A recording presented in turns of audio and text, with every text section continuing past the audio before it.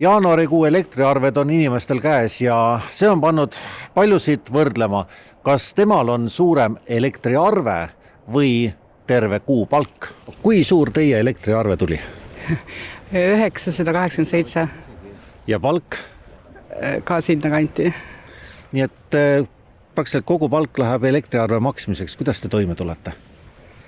Ma ei tea, varsti peab mõtlema, kas lapsed saavad sooja või lapsed saavad süüa. 3 lapsega üksikema Kristina intervjuu kõige levinum väljend on ma ei tea. Küsimärke on palju, kuidas arvet maksta, kuidas see kuu üle elada, kuidas veel kuskilt kokku hoida. Tuleb ennem sellest esimesest šokist üle saada, siis vaatan edasi. Et ei tea, lisatööd ka ei tahaks teha, ei jaksa. Aga ma ei tea, ei oska öelda praegu. Kas te nüüd kuidagi pärast sellist arve nägemist olete hakanud kodus ka kokku hoidma, midagi teisiti tegema? Ma ei tea, peab vist hakkama. Et ma ei tea, külmaks võtma toa või? Ma ei tea, kuidas kokku hoida. Nii, peale elektri on ka ju toit kallis. Üks võimalus on paluda ajatamist. Enamik Eesti inimesi on Enefiti kliendid ja väga erinevad kliendid ning nende poole on lahendusi otsima pöördunud nii need, kellele käib üle jõu 100 euro piiresse jääv arve, kui need, kellele külm ilm ja elektribörs on lajatanud koostöös mitme 1000 euros arve. Tegelikult on niimoodi, kui inimesel on probleem, et arvet tasuda õigeaegselt, siis me tuleme ikka kliendile vastu. Et klient peab võtma ühendust telefoni teel meiega või kirjalikult ja paluma siis maksepikendust või maksegraafikut. Iga juhtumi vaadatakse eraldi, et siis me vaatame ka, kuidas inimene maksnud arvet varasemalt, et kas ei ole juba tekkinud võlg varasemalt ja kui kõik on korras, siis saab pikendada maksetähtaega. Varasemate võlgnevuste puudumine tähendab ka seda, et kes jaanuari arvega juba hilinemist palub, sel veebruari arvega ei tasu jutule tulla.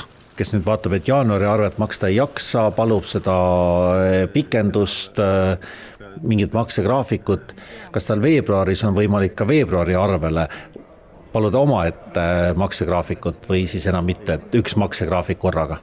Üks maksegraafik korraga, jah. Nii et kes praegu hädas on, igaks juhuks tasub karta seda veebruari arvet, et järsku siis on nagu veel rohkem vaja seda? Ei, inimene peab valmis olema, sest tegelikult tal tuleb iga aasta.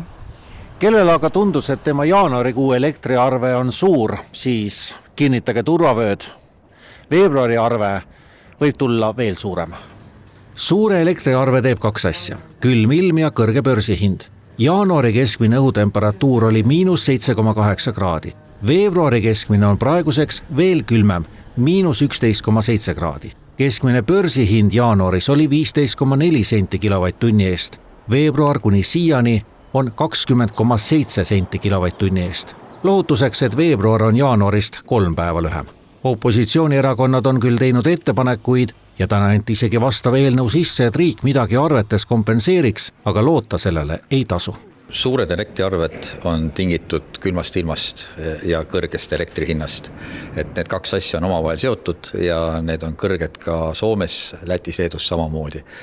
Nüüd need perekonnad või majapidamised, kellel on finantsiliselt vähem raha kasutada, et nende jaoks on erinevad toetused.